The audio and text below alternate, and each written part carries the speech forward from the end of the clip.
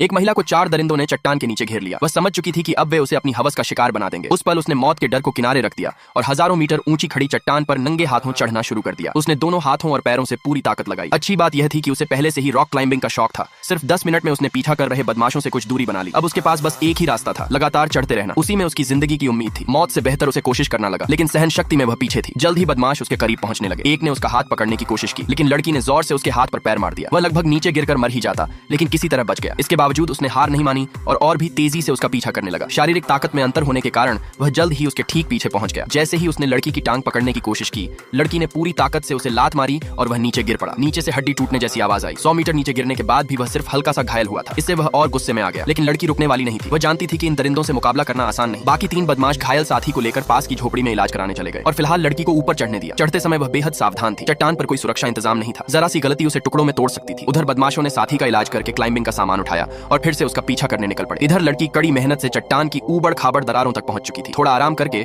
वह फिर से खड़ी ढलान पर चढ़ने लगी। नीचे बदमाश अब उपकरणों के साथ तैयार थे। लड़की एक सेकंड भी बर्बाद नहीं करना चाहती थी। वह जान लगाकर ऊपर चढ़ती रही, लेकिन लंबे समय तक जोर लगाने से उसके हाथ सुन्न पड़ गए। मजबूर होकर उसे कुछ पल रुकना पड़ा। जैसे ही उसने पानी की बोतल निकाली, वह हाथ से फिसलकर नीचे गिर गई। अब वह पूरी तरह निराश हो गई। पानी के बिना उसका खतरा और बढ़ गया था। नीचे खड़े बदमाशों ने बोतल गिरते देख उसका मजाक उड़ाना शुरू कर दिया। वे उसे अपमानित करने वाली बातें कहने लगे, लेकिन लड़की ने उनकी बातों पर ध्यान नहीं दिया। उसने हाथों पर एंटी स्लिप पाउडर लगाया और फिर से ऊपर चढ़ने लगी। थोड़ी ही देर में उसे एक नई मुश्किल का सामना करना पड़ा। आगे की चट्टान बिल्कुल चिकनी थी, जहां पकड़ बनाना मुश्किल था। तभी उसकी नजर एक पुरानी रस्सी पर पड़ी जो शायद किसी पहले के पर्वतारोही ने छोड़ी थी, लेकिन रस्सी उससे थोड़ी दूर थी। हाथ बढ़ाने पर भी वह पहुंच नहीं पा रही थी। तभी उसके दिमाग में एक नया विचार आया।